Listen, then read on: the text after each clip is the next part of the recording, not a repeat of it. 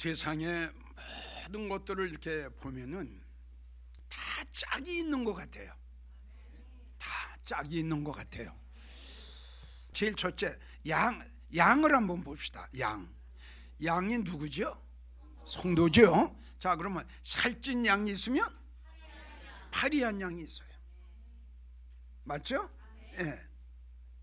자, 성도, 대령함을 당한 성도가 있으면 버려둠 당한 성도가 있고, 자, 슬기로운 성도가 있으면 미련한 성도가 있어요. 복 받은 성도가 있으면 복 못 받은 성도가 있어요. 교회를 잘 선택한 성도가 있으면 못한 성도가 있어요. 자, 그럼 우리 목사 한번 봅시다. 목사님, 참 목자가 있으면 거짓 목자가 있어요. 진실한 목자가 있으면 거짓 목자가 또 있죠. 영적인 목자가 있으면 육적인 목자가 있고, 깨어있는 목자가 있으면 잠들어 있는 목자가 있고. 한번 또 찾아봐요. 많아요. 자, 그럼 우리 교회를 이제 성도를 찾았으니까, 근데 목사도 찾았죠? 좀 목사는 이름 말할 수 없고요. 굉장히 많고요. 네. 자, 교회를 한번 봅시다. 교회. 자, 지금 이야기한 대로 살아있는 교회가 있으면 죽어있는 무덤 같은 교회가 있죠. 맞죠? 예배가 쫙 있는 교회가 있으면 예배가 없는 교회가 있어요. 성령 충만의 하나님의 역사가 일어나는 교회가 있는가 하면 냉랭해. 성경에 나오는 황무지, 광야지요. 맞죠? 예. 네. 그 샘물이 콸콸 쏟아지는 교회가 있는가 하면 메말렸어요. 그래서 요한계시록에도 보게 되면 우리 하나님 7교회를 말씀하셨죠. 7교회가 다 해당이 되는데, 과연 우리 영광제일교회는 주님이 말씀하신 7교회 중에 우리 영광교회는 어느 교회에 해당되는가, 이걸 우리가 알아야 돼요. 그래서 이 성경을 잠깐 보면 에베소 교회 우리 하나님의 책망하신 건 뭔 줄 압니까? 첫사랑을 잃었다는 거예요. 이게 지금 우리 한국교회예요. 내가 볼 적은 한국교회가 지금 에베소 교회하고 거의 같아요. 완전히 지금 첫사랑을 잃어갔어요. 이제 우리 하나님께서 책망을 하세요. 네가 어디서 떨어졌는가를. 할렐루야. 빨리. 그 이유는 왜 이렇게 식어졌을까? 왜 이렇게 교회가 식어지고, 왜 이렇게 예배가 식어지고, 왜 이렇게 찬양이 식어졌을까? 왜 우리 한국교회, 왜 우리 교회가 이렇게 냉랭할까? 주님이 말씀하시기를 어디서 무엇 때문에 그랬는가를 빨리 그 이유를 찾아서 회개해야. 만약에 회개하지 않으면 우리 하나님께서 쫓대로 옮기겠다. 그러나 빨리 왜 이 교회가 냉랭해졌는가를, 그 이유를 알려는 거예요. 그래가지고 빨리 첫사랑을 회복하려는 거죠. 자, 여기 또 보게 되면 무슨 버가모 교회 보게 되면 아주 여기도요, 그 말씀을 보면 그 발람의 교훈을 받아들였어요. 믿어주면 아멘 오시죠? 발람은 이단 아닙니까? 지금 우리 한국에 지금 엄청나게 이단들이 들어와가지고 이걸 발람의 교훈을 우리가 받아들인 교회가 우리 한국교회 얼마나 지금 많아요. 굉장히 많습니다. 여러분들에게 수십 번 내가 여러분들에게 말씀을 드렸죠. 하나님께서 우상을 섬기는 자들은 아주 싫어하신다고 그랬죠. 근데 발람의 우상이나 마찬가지예요. 발람의 복음을, 발람의 말을, 발람의 증거를, 발람의 그 말을, 교훈을 받아들이는 거예요. 이건 이단과 짝하는 거죠. 자, 두아디라 교회를 보게 되면 이것들도 마찬가지. 이세벨을 용납했어요. 이걸 그냥 이세벨을 막아 버리고 그냥 아주 중단을 시켜야 될 텐데, 이세벨을 용납을 했다라는 뜻을 받아들였다는 거예요. 받아들이고 우상의 제물을 여기도 또 먹게 했어요. 자, 라우디게아, 여긴 또 참 희한한 교회죠. 라오디게의 특징이 뭐예요? 차지도 않고 뜨겁지도 않고 이것도 아니고 저것도 아니고 미지근해가지고. 우리 한국교회 이렇게 지금 많아요. 미지근해가지고 한 발은 세상에, 한 발은 예수님 앞에. 환경 따라 생활 따라 요동치는 성도들에게 믿음 생활. 여기서 우리 하나님이 칭찬하시는 빌라델피아입니다. 이들은 어려운 가운데서도 생명을 드리고 믿음의 정죄를 지켰어요. 할렐루야. 우리 영광제일교회는 빌라델피아 교회 같이 이 시대에 병들고 오염되고 무너지고 타락되고 복음이 변질되는 이러한 시대에 나와 여러분들은 끝까지 하나님이 우리에게 주신 이 진리의 생명의 약속의 언약의 말씀을 끝까지 지켜나가야 됩니다. 우리는 이 시대의 이런 교회가 돼야 돼요. 그런데 사대교회가 또 나옵니다. 자, 사대교회에게 요한계시록 3장 1절을 보면 사대교회에게 편지하기를 하나님의 7 영과 7 뼈를 가진 이가 가라사대 내가 너희의 믿음을 아니. 할렐루야. 내가 너희의 믿음과 내가 너희의 그 영적 성장 단계를 내가 아노니 네가 살았다 하는 이름은 가졌으나 죽었다. 이게 큰 문제예요. 우리 한국의 6만여 교회 중에 사대교회와 같은 교회가 참 많은데 저런 무덤과 같은 교회가 다시 살아나려면 지금 여러분들에게 이야기한 대로 이유를 알아야 됩니다. 이게 참 중요한 겁니다. 자기를 바라볼 줄 알아야 된다고 그랬죠? 우리 교회를 바라봐야 돼요. 나를 바라봐야 되고 우리 교회를 바라봐야 돼요. 여러분들은 여러분들 자신들을 바라봐야 돼요. 내가 지금 살았나 죽었나 이걸 알아야죠. 근데 자기를 바라보지 못하면 죽었는데도 자기가 죽은 걸 모르고 있다는 결론이죠. 그러면 살아날 방법은 전혀 없습니다. 자, 그러면 사대교회가 왜 죽은 무덤과 같은 교회가 됐냐? 예? 제일 첫째, 하나님의 생명의 말씀이 없기 때문에 그렇습니다. 왜 죽었어요? 죽은 자는 뭐가 없어요? 생명이 없죠. 이걸 우리가 좀 알자는 겁니다. 무덤은 예수님께서 영적으로 죽은 교회를 말씀하신 거예요. 죽은 교회를. 그러니까 어딘가는 주님이 말씀하신 대로 죽은 교회가 있죠. 어딘가는.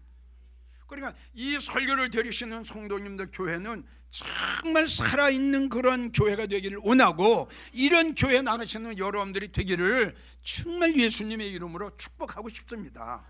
아멘. 왜 죽었느냐? 왜 무덤이냐? 무덤에는 살아있는 자가 들어가는 곳이 아닙니다. 무덤이라는 건 딱 하나입니다. 예술가가 들어가는 것도 아니에요. 산자가 들어가는 것도 아니에요. 믿으시면 아멘 하세요. 죽은 자가 들어가고 죽은 자가 모여 있는 곳이, 죽은 자가 누워 있는 곳이 무덤입니다. 그래서 오늘 본문의 말씀을 보면은요, 화 있을진저, 화가 있다는 거예요. 외식하는 바리새인들과 서기관들이요. 이게 외식하는 거예요. 이분들이 다 외식하는 거예요. 휘칠한 무덤 같으니 아주 무덤에다가 회를 칠했어요. 아름답게요. 참 회를 칠해가지고요. 아주 멋있게 했죠. 주님 말씀하시기를 겉으로는 참 아름다워요. 그런데 예수님 말씀하시기를 너 그 안으로 한번 들어가 봐라. 그 안에 들어가 봤더니 그 안에는 죽은 사람의 뼈와 모든 더러운 것,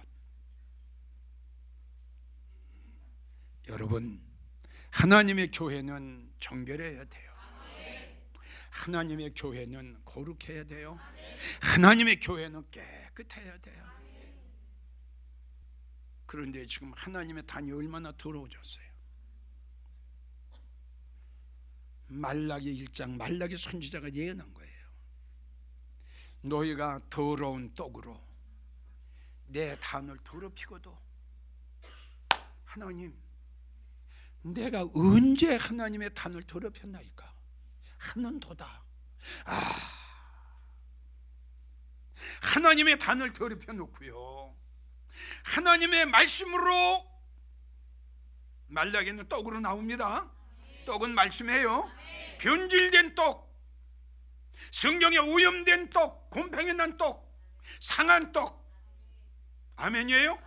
이러한 떡을 가지고 하나님의 단을 더럽혀 놓고도 말하기를, 하나님, 내가 언제 하나님의 단을 더럽혔나이까? 하는도다. 하나님이 하도 어처구니가 없으셔가지고, 야, 내 예배당 문 좀 닫을 자 없냐? 응? 내 예배당 문 좀 닫아줄 자가 없냐? 내 집이 어찌하여 이렇게 우상을 섬기는 자들로 하여금 더러워졌단 말이냐? 문을 닫아달라고 그랬어요, 우리 하나님. 근데 신약에 와서 지금 마태복음 24장 우리 주님 말씀하시길 또 이렇게 말씀하시고, 겉으로는 참 아름답게 참 보이는데, 교회는 참 잘 지어놨는데, 그 안을 들여다보니까 죽은 시체가 엄청나게 많고, 죽은 시체만 있는 게 아니야. 또 뭐가 있어? 각종 모든. 아멘. 그러면 여러분, 주님이 말씀하신 오늘 마태복음 20장에 더러운 게 쓰레기입니까? 뭡니까? 우상입니다. 이걸 아셔야 됩니다. 이단입니다. 각종 더러운 것들, 한 가지가, 모든 더러운 거 이랬어요. 한두 가지가 아니에요. 이런 모든 것들이 하나님의 단에 들어와가지고 하나님의 단을 지금 망가뜨리고 더럽히고 있다는 사실이에요. 무덤 같은 교회, 죽은 교회. 왜? 하나님의 생명의 말씀이 없기 때문에.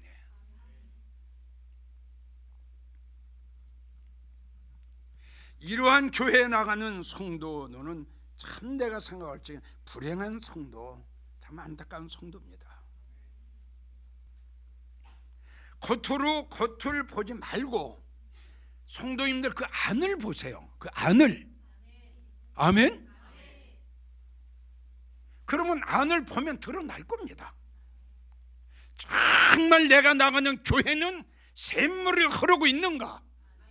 상소가 흐르고 있는가? 하나님의 생명의 떡을 지금 나눠주고 있는가? 하나님의 생명의 떡이 하늘에서 내려오고 있는가? 할렐루야. 그게 없으면 만나가 끝인 거지요. 만나가 끝쳤으면 죽은 교회지요. 물이 끝이면 기근이 내리죠. 비가 안 내려오면 황무지 같고 광야 같은 곳이죠. 거기서 여러분들 영혼이 살아나겠어요? 물이 없는데, 말씀이 없는데. 그래서 내가 나가는 교회는 샘물이 흐르는가, 그렇지 않으면 아주 광야인가, 황무지가 됐는가, 이걸 한번 확인해 보자는 겁니다. 나는 아마 수천 번 강조를 했을 겁니다. 사랑하는 한국교회 성도 여러분, 우리 바로 알고 바로 믿읍시다. 뭘 바로 알고 바로 믿냐? 말씀을 바로 알자. 이게 제일 첫 번째입니다. 강대상에서 전해지는 이 메시지가, 목사님이 강대상에서 하는 이 설교가 다 100%의 하나님의 말씀으로 생각하지 마라. 요한복음 1장 4절, 요한일서 1장 1절을 보면은 우리 주님 말씀하시기를 내 말만 생명이다, 이렇게 주 예수께서 말씀하셨습니다. 그럼 이 말씀을 우리가 한번 잘 분석을 해보면 하나님의 말씀만 생명이고 이 말씀 외에 다른 말은 생명이 아니라는 뜻입니다. 할렐루야, 믿으세요. 이 말씀만, 하나님의 말씀만, 예수님의 말씀만 생명이고 이 말씀 외에 다른 말씀은 생명이 아니라는 겁니다. 그래서 에스겔 37장을 보면은 그 에스겔 골짜기에 마른 뼈들이 수두룩했지요. 그럴 때 우리 하나님이 에스겔을 부르시죠. 인자야, 너는 이 사망을 당한 자에게, 사망이 뭐예요? 죽었죠. 예. 인자야, 너는 이 죽은 자들에게 생기를 불어서, 할렐루야, 생기가 뭐예요? 그렇죠. 그발강가에서 하나님께서 에스겔 선지자에게 뭘 주셨나요? 두루마리를 주셨어요. 이걸 내가 너에게 줬으니 저 사망을 당한 자들을 향해서 한번 외쳐라. 아멘. 이 말을 들은 에스겔 선지자가 큰 마른 뼈들을 향해서 하나님의 말씀을 막 대어나니까 이게 웬일이에요? 살아나는 거예요. 전국에서 이 설교를 들으시는 성도 여러분, 이기용 목사님은 여러분들을 사랑합니다. 이러한 설교를 여러분들이 들으시고 이러한 메시지를 여러분들이 들으시고 여러분들이 영혼이 살아나기를 원합니다. 여러분들이 믿음이 살아나기를 원합니다. 여러분들이 찬양과 기도가 살아나기를, 여러분들이 잃어버렸던 첫사랑 회복하기를 원합니다. 제발 첫사랑 회복하세요. 이거는 하나님의 생명의 말씀밖에 없습니다. 에스겔 선지자가 그 마른 뼈들을 향해서 하나님의 생명의 말씀을 전했더니 그 살아나는 거 보세요. 이러한 역사는 하나님의 말씀밖에 없어요. 이 하나님의 생명의 말씀이 우리 심령 속에 들어오면 우리 영혼이 소생해요. 네. 이건 절대적입니다. 마음속에 그 아주 지칠 대로 지쳤어요. 비틀거려요. 이러고 있을 때에 이 세상의 어떤 것 가지고도 내 지쳐있는 영혼, 병들어 있는 영혼, 잠들어 있는 영혼을 다시 팍 소생시킬 수는 없어요. 어떤 것 가지고도 안 됩니다. 단 하나, 다시 강조하지만 하나님의 말씀 외에는 안 됩니다. 이 말씀이 우리 심령 속에 들어와요. 아멘. 우리 예수님께서 제자들에게 내가 하나님의 말씀을 전하고 내가 하나님의 말씀을 풀어 너희에게 전할 때 너희의 마음이 좀 뜨겁지 않더냐? 아멘. 뜨거운 거면 벌써 하나님 말씀 들을 때 내 마음이 감동이 되고 감화가 되고 죽었던 게 꿈틀꿈틀 막 살아나는 거 아닙니까? 그러니까 내 심령이 막 뜨거워지니까 뜨거운 심령으로 찬양으로 오니까 이게 영적인 찬양이 되는 거지. 전국에서 이 설교를 들으시는 성도님들, 내 물음에 OX를 하십시오. 여러분들이 사는 방법을, 여러분들의 신앙을, 여러분들의 믿음을, 여러분들의 영적 단결을, 여러분들이 지금 어떻게 살고 있는가, 여러분들이 어떻게 믿음 생활을 하고 있는가, 여러분들이 나가는 교회는 살았는가, 여러분들이 나가는 교회는 무덤 같은 교회인가, 이걸 내가 여러분들에게 알려드릴 겁니다. 제일 첫째, 성도님들은 예배 시간이 기다려집니까? OX 하십시오. 두 번째, 일주일에 몇 번 예배드리러 교회 나갑니까? 새벽 예배까지 하면은 약 10번이 되겠죠? 자, 10번 예배 중에 여러분들은 몇 번 예배를 드리러 나갑니까? 세 번째, 교회 나가서 목사님의 설교를 들으니까 목사님 설교가 지루합니까? OX 하십시오. 네 번째, 목사님의 설교를 들으면서 짜증이 납니까? 왜 짜증이 납니까? 다섯 번째, 목사님의 설교를 들으면서 죄 짓는 것 같습니까? 한마디로 목사님의 설교를 내가 판단하고 있나? 내가 목사님의 설교를 지금 비판하고 있나? 이런 생각을 하면서 설교를 듣고 있지 않나요? 이런 적이 있나요? 있으면 O. 그러면 왜 내가 목사님의 설교를 듣는데 짜증이 나고 내가 이렇게 죄를 짓고 있나? 왜 이런 생각을 했을까? 그건 다음에 내가 말씀을 드립니다. 6번째, 설교를 들으면서 전혀 은혜가 안 됩니까? 7번째, 설교를 들었는데 목사님은 막 그냥 강세상을 들이치면서 열변을 통하시는데 전혀 마음에 감동이 없어요.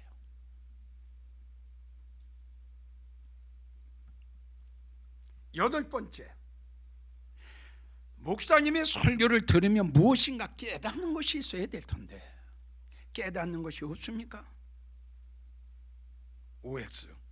9번째, 목사님의 설교를 듣고 예배가 끝난 다음 축도를 받고 나왔는데도 마음이 허전합니까?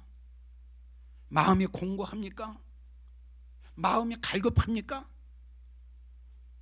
내가 오늘 교회 나가서 예배를 드렸는데 내 마음이 왜 어찌 이렇게 갈급해? 10번째, 설교를 들었는데도 채워지질 않습니까? 왜 그럴까요? 11번째, 갈급한 영혼을 채우려고, 곤고한 영혼을 채우려고 지금 이 교회 저 교회 찾아다니고 있습니까? 12번째, 그렇게 찾고 찾아다녀도 갈급한 영혼을 채울 수 없어 집에서 예배 드리고 있습니까?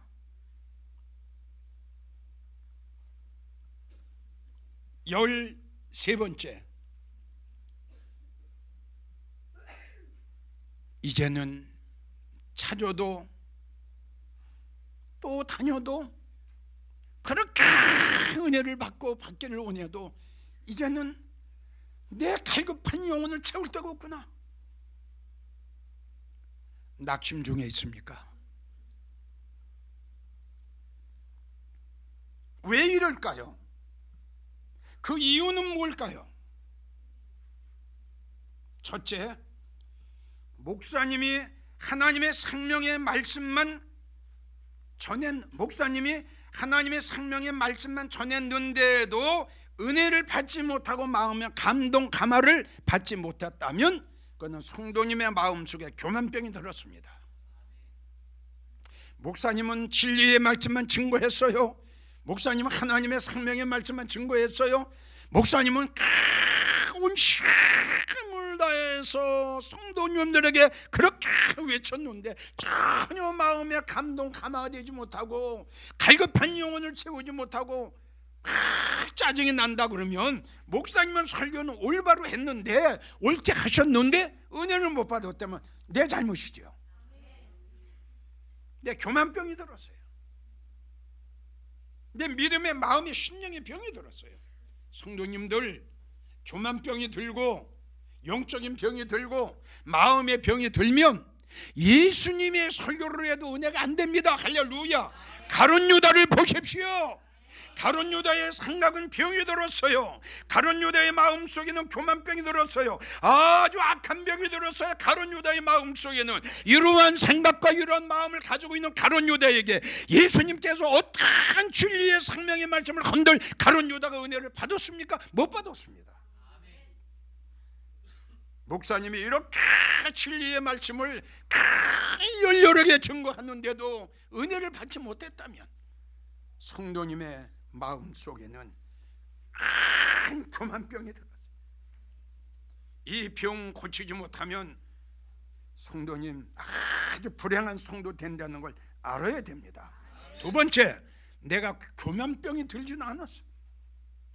그렇게 하나님의 말씀을 통해서 내가 은혜 받기를, 우리 우리 목사님이 좀 말씀으로 시작해서 말씀으로 끝나고 진리의 말씀, 생명의 말씀, 우리의 영혼의 말씀만 증거하면 내가 잔뜩 다시 살아날 텐데, 예? 우리 목사님 설교가 오늘도 또 부자되는 설교네, 또 그 설교네. 목사님의 설교가 만약에 이래서 여러분들이 은혜를 받지 못했다면 여러분들의 마음 병은 걸리지 않은 겁니다. 자, 그러면 문제는 어떻게 할 겁니까? 내가 그 교회를 나가는 거는 목사님 보려고, 성도를 보려고, 로비하려고, 교제하려고 나가는 건 아니잖아요. 단 하나, 하나님의 그 살아있는 생명의 언약의 약속의 축복의 말씀을, 그 진리의 말씀을, 그 말씀을 들으려고 교회에 나갔어요. 근데 내가 원하는 그 메시지가 전해지지 않을 때, 아까 내가 몇 번째 물었죠? 교회 나갔더니 도리어 죄를 짓고 있는 것 같아. 이거는 많은 성도들에게 내가 상담을 받은 겁니다. 목사님 교회 나가서 목사님 설교에 은혜를 받아야 될 텐데, 목사님 설교를 하면서 마음속에 자꾸 비판이 되고 판단이 됩니다. 막 죄를 짓는 것 같아서 이제 교회 나가기가 싫어요. 이런 상담을 많이 들었습니다. 나는 여러분들에게 자신 있게 말씀드립니다. 어느 목사님이든지, 배운 목사님이 됐든 못 배운 목사님이 됐든 하나님의 말씀만 중심에서 전하면, 가룟 유다 같은 사람을 빼놓고 다 은혜 받습니다. 이게 하나님의 능력이요, 하나님의 역사요, 하나님의 권세요, 살아있는 하나님의 큰 기적입니다. 그 말씀이, 살아있는 말씀이 우리의 심령 속에 들어오니 살아나는 거 보세요.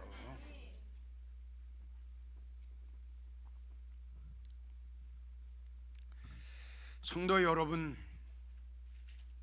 이제 말씀을 마칠까 합니다. 우리 살아야 됩니다. 교회 구원은 아닙니다. 구원은 하나님하고 나하고 1대1입니다. 구원은 도매금이 아닙니다. 마태복음 25장을 보십시오. 10처녀가 신랑 예수님을 기다렸는데 구원은 1대1이었습니다. 할렐루야. 5처녀는 미련하게 믿음 생활을 한 이 5처녀는 그냥 버림받고 말았습니다. 마태복음 24장에 두 남자가, 두 여인이 밭에서 매를 갈고 있다가 하나는 들림을 받고 하나는 들림을 받지 못했습니다. 보십시오. 구원은 예수님하고 나하고 1대1이랍니다. 성도님들, 겉모양만 보지 마세요. 교회가 아무리 크면 뭐합니까? 성도가 수십만 명이 되면 뭐합니까? 아무리 유명한 목사님이 있는 교회면 뭐합니까? 단 하나님의 생명의 말씀이 전파되어야죠. 개척교회도 좋습니다. 삼각교회도 좋습니다. 성도가 몇 명 모이지 않는 교회도 좋습니다. 박사 학위를 안 받은 목사님도 좋습니다. 이름 없는 목사님 있는 교회도 좋습니다. 하나님의 말씀만 증거되는 거면 거기에 하나님의 능력이 일어나고, 거기에 성령의 역사가 일어나고, 거기에 생명의 역사가 일어나고, 거기에 성령의 인자가 일어납니다. 큰 교회라고, 다 살아있는 교회라고 착각하지 마시고, 개척교회라고 무시하지 마십시오. 이름 없는 목사가 심어놓은 교회라고 해서 성도 몇 명 안 되는 교회라고 절대 무시하지 마십시오. 거기에 하나님의 말씀이 증거되면 그 교회는 무덤이 아니라 살아있는 생명 있는 교회랍니다. 구원은 1대1. 다시 강조합니다. 내가 나가는 교회 살아있는 교회인가? 내가 나가는 교회 생명의 말씀이 증거되는 곳인가? 내가 나가는 교회가 무덤 같은 교회인가? 한 번쯤 더 잘 생각하시고 점검하셔서